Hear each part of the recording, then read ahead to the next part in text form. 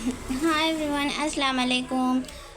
8th class history third chapter हम rolling the country side दही इलाकों पर हुकूमत, इसके बारे में हम पूरा चैप्टर का शॉर्ट नोट्स है और ये रोमन उर्दू में लिखी हूँ, तो आप लोगों को भी मैं शेयर करने जा रही है। अगर आप लोगों को अच्छा दिखा तो आप लोग लिख ले सकते हैं, इसका PDF नहीं मिलेगा। और अब चले हम पूरा एवरी एंड इम्पोर्टेंट पॉइंट्स इसमें कवर कर चुकी हूँ। अगर आपको ये पॉइंट मिस हो गया बोल के आप लोग समझे तो मेरे को ज़रूर कमेंट में बताइएगा, ठीक है। एंड तक ज़रूर देखना, आपको ये इन्फॉर्मेटिव लगा तो ज़रूर शेयर करना मत भूलना। और चलिए हम फर्स्ट टॉपिक स्टार्ट करेंगे। 8th class history third chapter the company becomes the Diwan. Important points है, रोमन उर्दू में लिखे हूँ। सो चलिए, कंपनी का दीवान बनना 1765 में 12 अगस्त 1765 को मुग़ल बादशाह ने ईस्ट इंडिया कंपनी को बंगाल का दीवान बनाया। ये मकाम रॉबर्ट स्लेव के टेंट में दिया गया, मगर ब्रिटिश तस्वीरों में इसके एक ग्रैंड इवेंट दिखाया गया। दीवान बनने का बाद कंपनी ने फाइनेंस और रेवेन्यू सिस्टम कंट्रोल करना शुरू किया। कंपनी का मकसद क्या है? कंपनी एक ट्रेडिंग कंपनी थी जिसे ज़्यादा रेवेन्यू चाहिए था, लेकिन वो एक प्रॉपर रेवेन्यू सिस्टम इस्टेब्लिश नहीं करना चाहती थी। पहले ब्रिटेन से सोना चांदी आता था, मगर अब बंगाल के रेवेन्यू से ही ख़रीदारी होने लगी। 1765 के बाद कंपनी की खरीदी गई माल की कीमत 2 गुना हो गई। नेक्स्ट क्या है? बंगाल का इकोनॉमिक्स क्राइसिस और 1770 का कंपनी ने आर्टिसांस और पीजेंट्स पर ज़बरदस्ती लो प्राइस में माल बेचने का दबाव डाला। पीसेंट्स कर्ज में डूब गया और आर्टिसांस अपने गांव छोड़कर भाग गए। 1770 में बंगाल में क़ियाहत फेमीन आया, जिसमें 1 करोड़ लोग मर गए। 1/3 पोल्यूशंस। एग्रीकल्चर को सुधारने की कोशिश, परमानेंट सेटलमेंट 1793 में परमानेंट सेटलमेंट इंट्रोड्यूस किया गया। राजा और ताल्लुकदार को जिम्मेदार माना गया, जो पीजेंट्स से रेंट लेकर कंपनी रेवेन्यू देने वाले बने। रेवेन्यू परमानेंटली फिक्स कर दिया गया ताकि ज़मींदार लैंड इम्प्रूवमेंट करें। परमानेंट सेटलमेंट के प्रॉब्लम्स क्या हैं? ज़मींदार ने लैंड इम्प्रूवमेंट में कोई दिलचस्पी नहीं दिखाई। फिक्स्ड रेवेन्यू इतनी ज़्यादा थी कि कई ज़िम्मेदार पर नहीं कर सके। इस वजह से उनकी जिम्मेदारी ऑक्शन में बिक गई। 19वीं सदी के शुरू में प्राइस बढ़ने पर भी कंपनी को कोई फ़ायदा नहीं मिला, क्योंकि रेवेन्यू फिक्स्ड था। ज़मींदार ने सिर्फ टेनेंट्स को लैंड देकर रेंट लेने पर फोकस दिया, लेकिन लैंड इम्प्रूवमेंट नहीं किया। नेक्स्ट वन, पीसेंट्स और अंडर टेनेंट्स की परेशानी। कई ज़बरदस्त रोड्स ज़मीन रखने वाले किसान, रायत मतलब ज़मीन रखने वाले किसान अपने लैंड अंडर टेनेंट्स को देते और उनसे ज़्यादा रेंट लेते। अंडर टेनेंट्स हाई रेंट और कर्ज में फंस गए,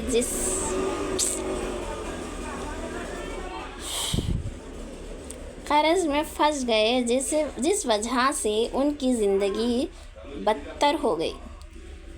पीसेंट को ज़मींदार से ज़्यादा रेंट देना पड़ता और जब रेंट नहीं दे पाते तो लैंड से बेदखल कर दिया जाता।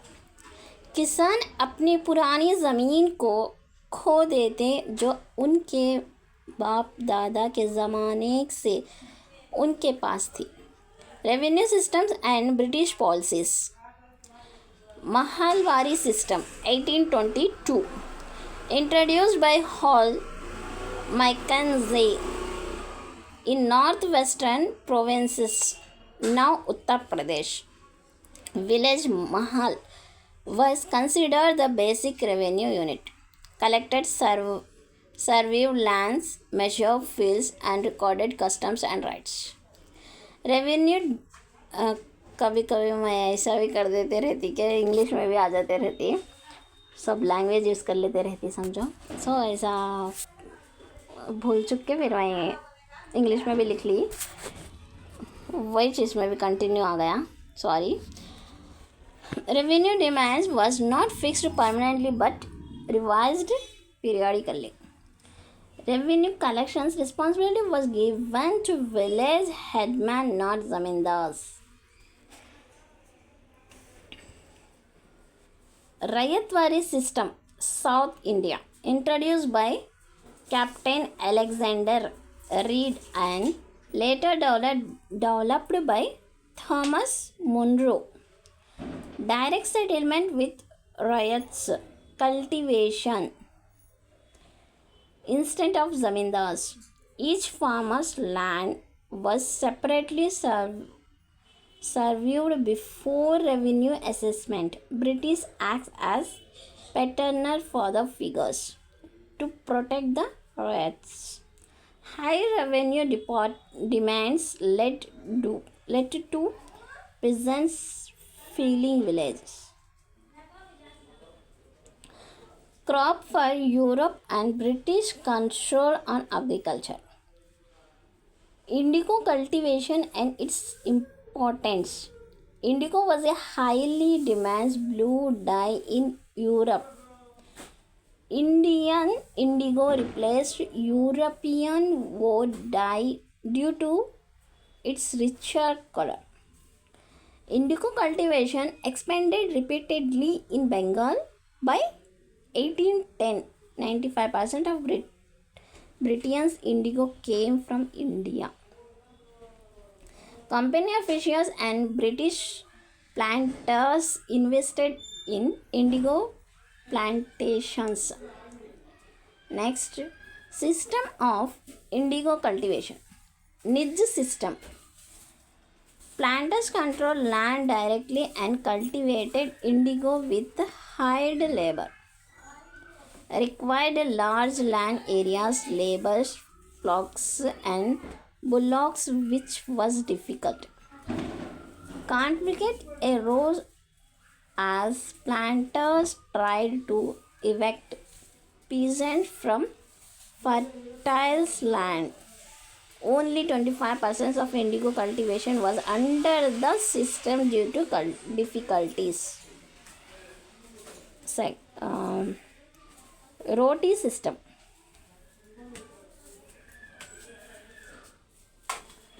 Just a minute.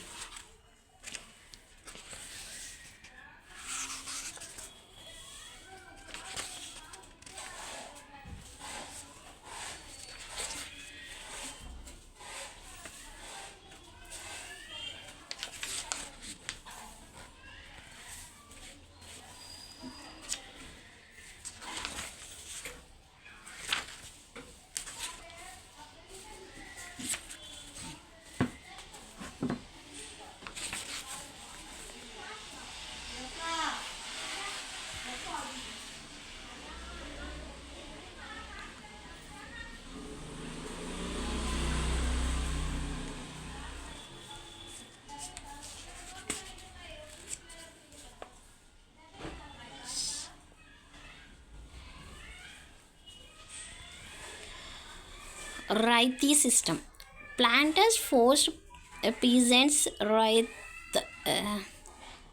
कहते हैं ना, रैयत की ज़मीन पर नील की काश्त, ऐसा। Planter forced peasants riots to grow indigo on their own land. Peasants had to sign agreements and take loan from planters. Indigo was bought at low price while peasants remained in debt, led to widespread discontent and revolts. Example: Indigo Rebellion 1859 to 60. Okay, यह आप लोगों को page number 76 में मिल जाएगा, देख लो आप। Next one, impact of British policies on Indian agriculture. Peasants faced high revenue demands and excessive rent. Traditional zamindars lost and land due to inability to pay fixed revenue. Many artisans and cultivators fled due to exploitation. Famine of 1770 in Bengal killed 10 million people due to economic distress. Indigo planters used coercion and forced labor, leading to revolts. British revenue system and their failures.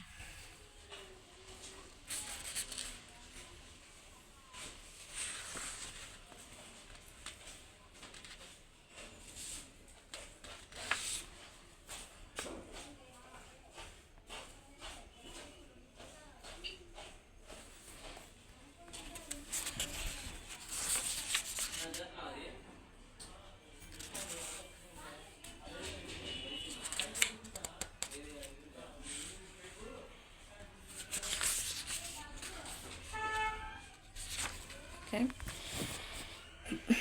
Impact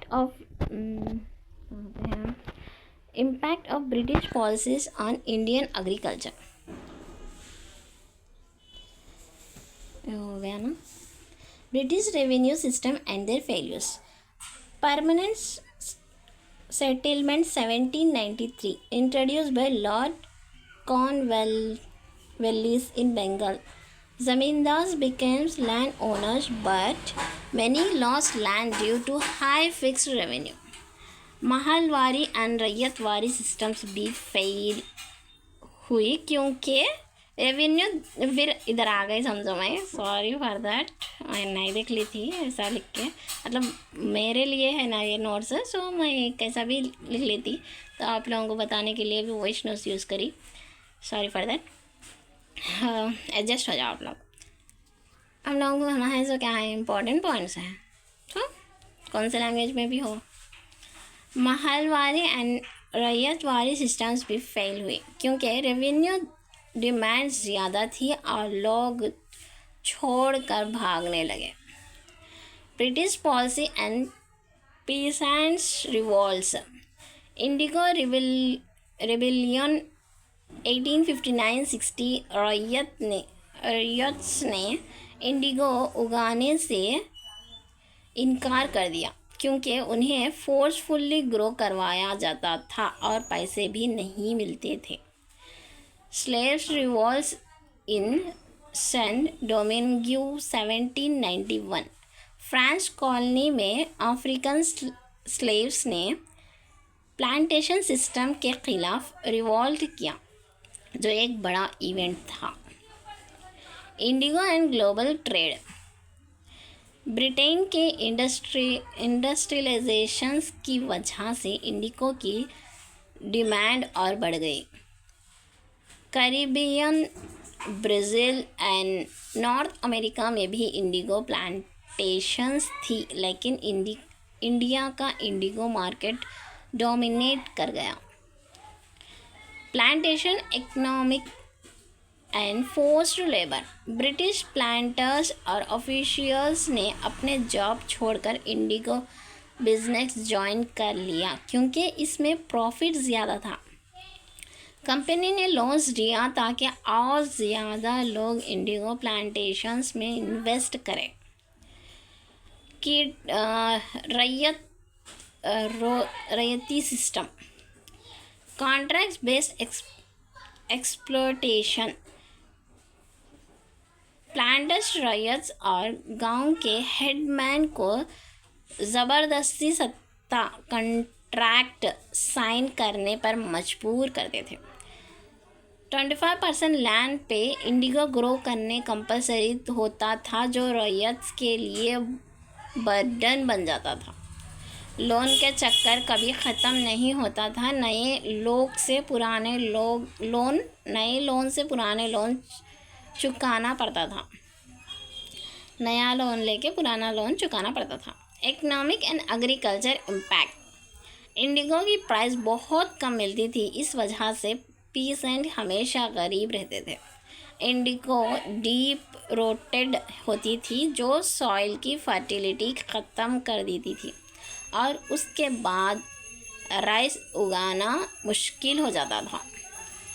best agriculture land पर ज़बरदस्ती Indigo उगवाई जाती थी, जबकि pheasant rice उगाना चाहते थे।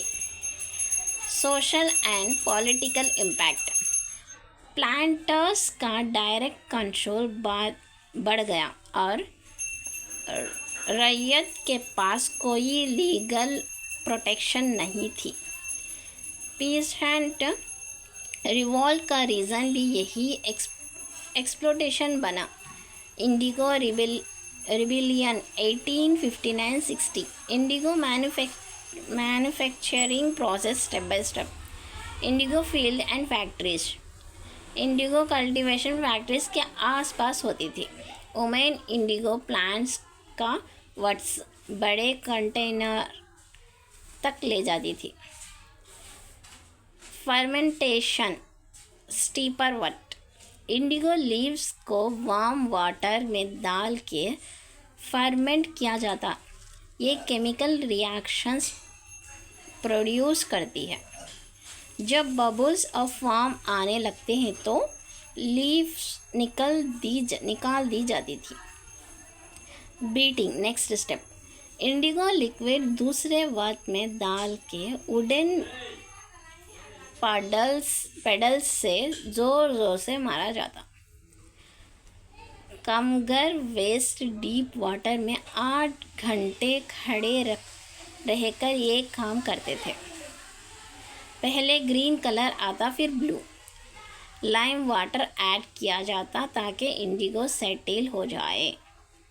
Settling and drying, settling vat, indigo flakes और muddy sediment नीचे सेटल होता, ऊपर का क्लियर लिक्विड हटा दिया जाता।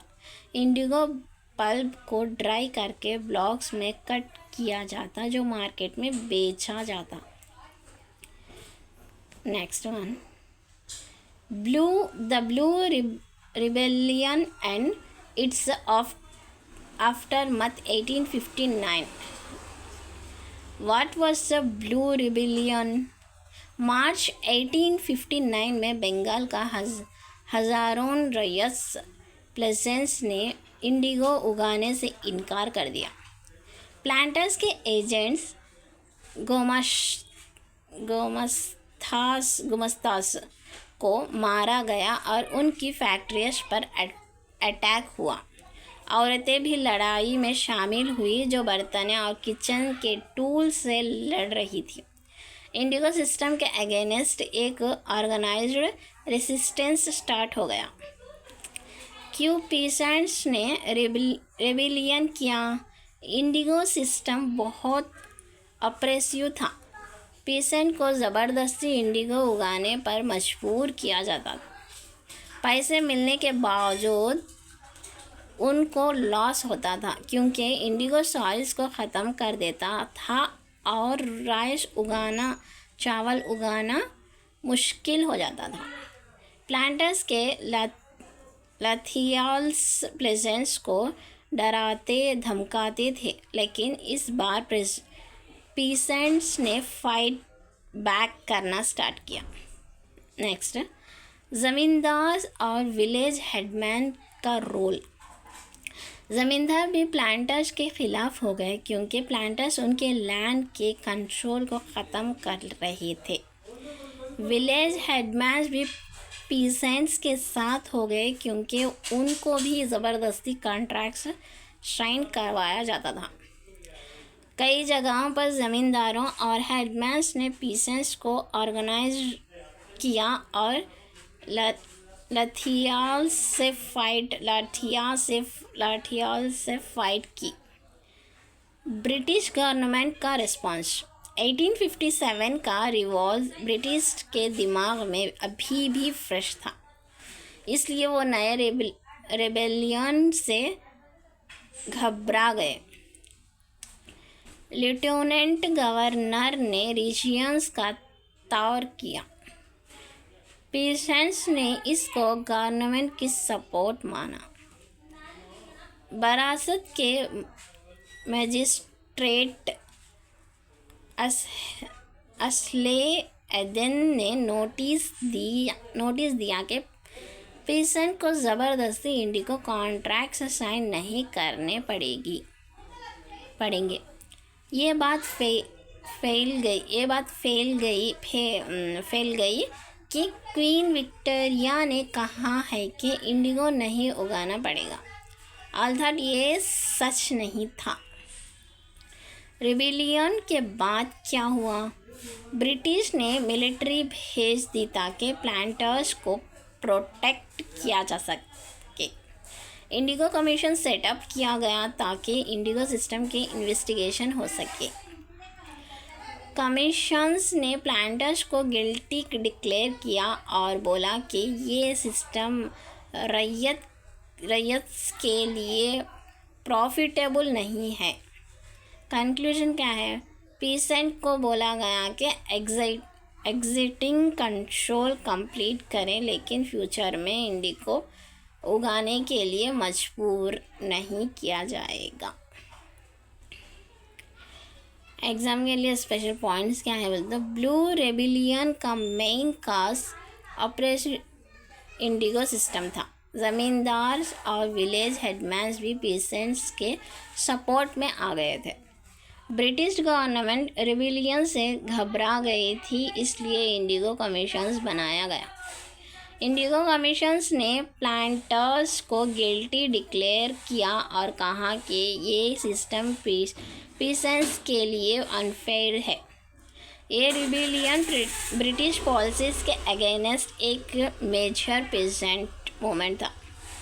एनालिसिस ऑफ हदीस मौलास statements. I would rather beg than sow indigo. Context of the statement.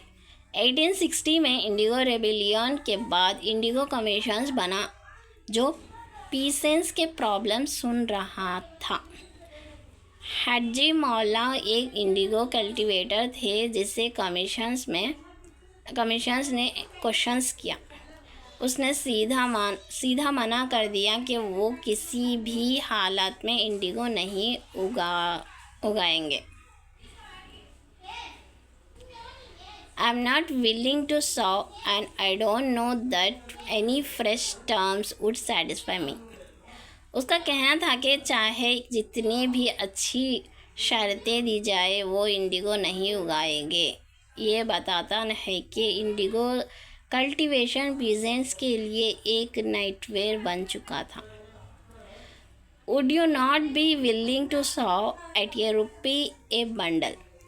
Commissions चाहते थे कि शायद पैसे बढ़ाने से पीसेंट्स फिर से इंडिगो उगाने के लिए तैयार हो जाए।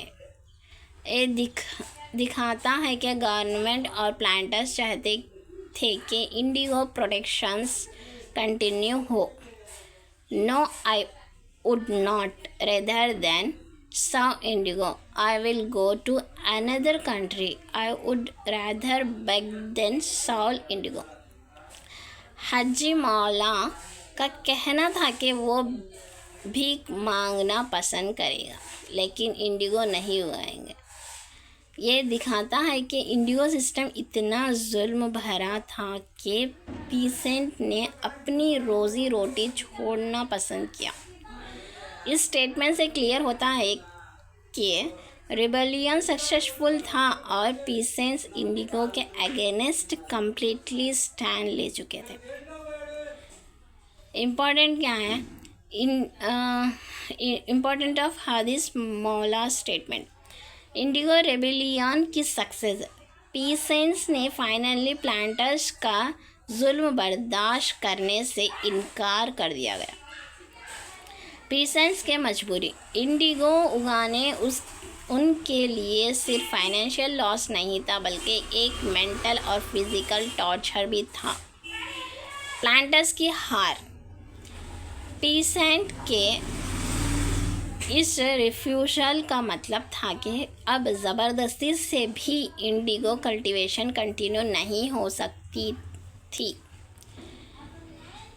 फाइनल कंक्लूजन क्या है? हाजी मौला का ये बयान इंडिगो रिबेलियन के सबसे पावरफुल स्टेटमेंट में से एक है। ये बताते हैं कि पीसेंट्स ने अपनी डिग्निटी और ज़िंदगी का डिसीजन खुद लेना शुरू कर दिया था। इस स्टेटमेंट का सिंबॉलिक इम्पोर्टेंस ये है क्योंकि ये प्लांटर्स का जुल्म के अगेंस्ट एक फाइनल रिजेक्शन है। After the revolt, the shift of indigo protection and impact, collapse of indigo protection in Bengal. Indigo rebellion 1859-60 के बाद बंगाल में इंडिगो प्रोडक्शंस गिर गए क्योंकि पीसेंट ने ज़बरदस्ती इंडिगो उगाने से इनकार कर दिया। प्लांटर्स को नई जगह ढूंढनी पड़ी और उन्होंने बिहार में अपना ऑपरेशन शिफ्ट कर दिया। Impact of synthetic dyes on indigo planters. 19th century के एंड तक सिंथेटिक डाइस रंग डिस्कवर हो चुके थे, जो यूरोपियन में इंडिगो का अल्टरनेटिव बन गया। इस वजह से इंडिगो की डिमांड कम होने लगी और इंडिगो प्लांटर्स को बिजनेस अफेक्ट हुआ, लेकिन फिर भी उन्होंने प्रोटेक्शन बढ़ाने की कोशिश की और पीसेंट पर ज़बरदस्ती जारी रखी। महात्मा गांधी एंड चंपारण मूवमेंट 1917 में एक बिहारी पीसेंट ने महात्मा गांधी को परसोडी किया कि वो चंपारण आए और इंडिगो कल्टीवेटर्स की कंडीशंस देखें। चंपारण विजिट के बाद गांधी जी ने ब्रिटिश प्लांटर्स के जुल्म के अगेंस्ट मूवमेंट शुरू की। ये उनके इंडिया में पहले पॉलिटिकल स्ट्रगल था, जो बाद में फ्रीडम मूवमेंट का इम्पोर्टेंट पार्ट बन गया। Indigo making in the West Indies, slavers and plantation system. आपको आवाज़ जो भी आ रहे हैं वो मेरे घर के नहीं है, रोड पे के हैं। घर के सामने जो लोग रहते हैं वो कभी पुकारा करते रहते। I don't like. उफ, कुछ भी नहीं बोल सकते हम। West Indies,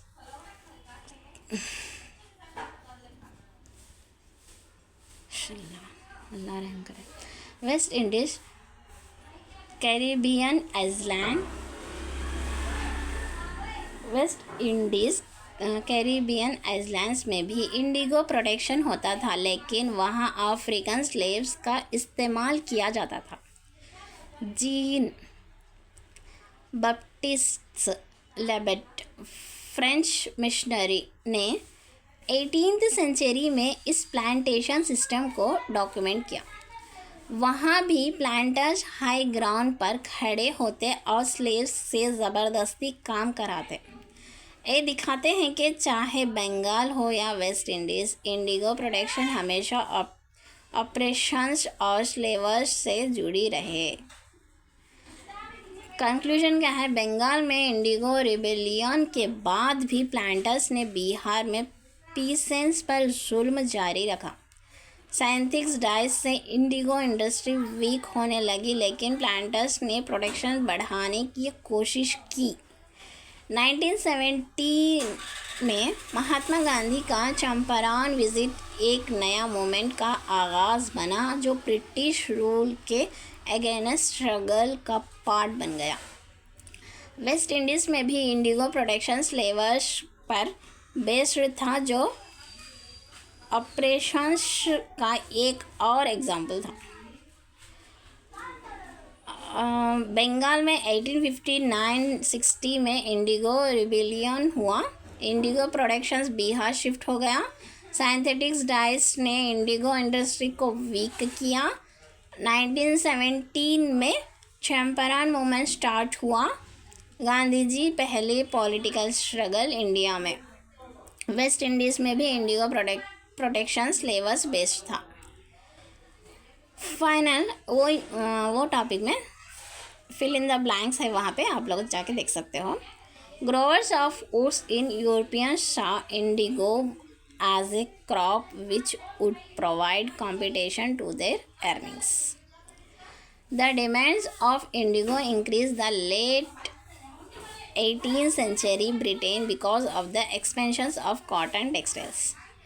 The international demand for indigo was affected by the discovery of synthetic dyes. The Champaran movement was against the indigo planters' operations. यहाँ तक ये चैप्टर कंप्लीट हो चुका है। आप लोग इसमें कुछ भी मिस हो गया, कौन सा तो पॉइंट मिस हो गया बल्कि आप लोग समझ रहे तो मेरे को ज़रूर कमेंट में बताइएगा, मैं फिर से नोट लिख लूँगी। और लाइक शेयर सब्सक्राइब करना मत भूलना। अल्लाह हाफिज़, bye, take care, all the best. अध्यक्ष డిఎస్సికి వచ్చి గల 16,347 పోస్టులతో డిఎస్సి ఏర్పాటు చేస్తాను హామీ ఇచ్చాం. దానికి టెట్ నిర్వహించాం. కాబట్టి సభ్యులు గమనించాలి, ఇది టెట్ నిర్వహించాం. కొన్ని టెక్నికల్ కారణాల వల్ల పోస్ట్పోన్ అయింది. అది చాలా స్పష్టంగా గౌరవ ముఖ్యమంత్రి గారు చెప్పారు. విద్యాశాఖ మంత్రి కూడా నిరుద్యోగ యువకులకు హామీ ఇస్తున్నా, ఎలక్షన్ కోడ్ అయిన వెంటనే డిఎస్సి నిర్వహించే బాధ్యత మేము తీసుకుంటాం, పారదర్శకంగా నిర్వహిస్తాం. 16,347 పోస్టులు భర్తీ చేసే బాధ్యత మేము తీసుకుంటాం. గౌరవ ఎమ్మెల్సీ గారు నన్ను అడిగారు, ఈ అకాడమిక్ ఇయర్కి మీరు చేయాలి అని ఆయన నాకు డైరెక్షన్ ఇచ్చారు. నేను ఆ డైరెక్షన్ ని స్వీకరిస్తున్నా. ఈ అకాడమిక్ ఇయర్కి వీళ్ళు ఉపాధ్యాయులు వస్తారు సార్. ఎందుకంటే విద్యాశాఖ గురించి కూడా 2 మాటలు మాట్లాడతాం, అప్పుడు నేను చెప్తాను ఎందుకు ఇది కీలకమైందని. అంతేకాకుండా అధ్యక్ష, ఈజ్ ఆఫ్ డూయింగ్ బిజినెస్ నుంచి ఇప్పుడు స్పీడ్ ఆఫ్ డూయింగ్ బిజినెస్కి వెళ్ళాం అధ్యక్ష. మెంబర్స్ అందరికి మీరు నమ్మరు అధ్యక్ష, ప్రతి ఇన్వెస్ట్మెంట్కి ఇప్పుడు మాకు వాట్సాప్ గ్రూప్ ఉంది. నా ఆఫీస్ నుంచి ఒక ఓఎస్డి ప్రతి వారం ఫాలోఅప్ చేస్తున్నారు. మీరు ఇది చెప్పారు, ఇది అయింది, ఇది పెండింగ్ ఉంది, ఇది ఓకేనా, ఎక్కడ తేడా ఉందా అని వాళ్ళని తిప్పి అడిగే పరిస్థితికి వచ్చే అధ్యక్ష.